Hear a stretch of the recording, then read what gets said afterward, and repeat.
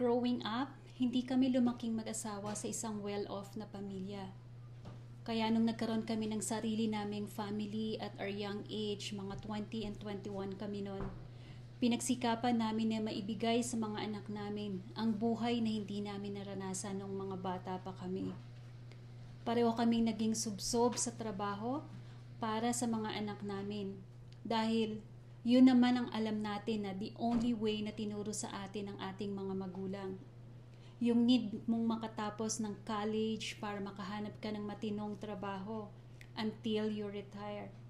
Without knowing it na meron naman palang other ways at solusyon.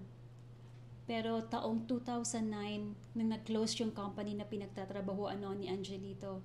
At doon namin napag-desisyonan at i-push na mag-abroad na talaga siya.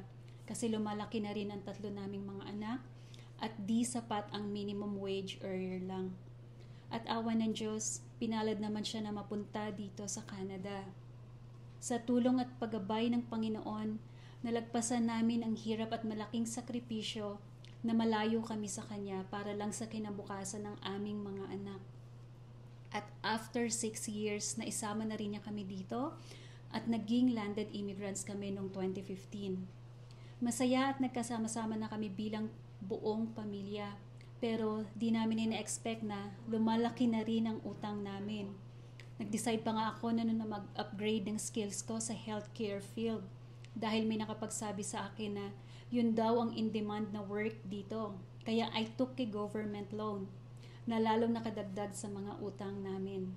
Then, nung nakagraduate ako at naghanap ng related job sa program ko, saka naman ako nakakita ng advertising about sa online business na ito.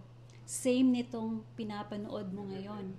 At na-surprise ako dahil hindi ko raw kailangan magbenta. And then may training na provided at meron din na mentor na tutulong sa'yo. Kaya hindi ako nagdalawang isip na mag-join.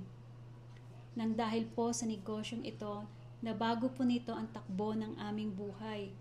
5 years ko nang ginagawa ang negosyong ito at masaya ko nang nagagampanan ang tungkulin ko bilang asawa at nanay sa 3 naming anak. At dahil 3 years na rin po akong stay-home mom at patuloy na kumikita online. Nakabili na rin kami ng sarili naming bahay at mga bagong furniture sa tulong ng negosyong ito.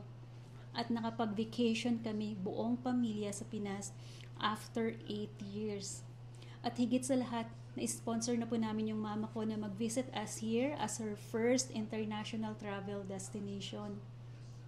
Kahit may trabaho ka ngayon, kabayan, kayang-kaya mo po itong simulan. Kahit busy ka sa work, sa pamilya, o nasa bakasyon ka man, your business still operates with the use of system automation.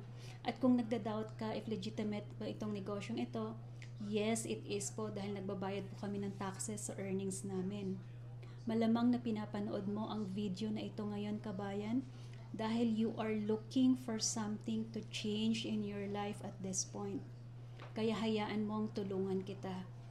I-click mo lang ang learn more at mag-register ka sa website namin ng name at email mo para mapanood mo ang free information session at ang next steps.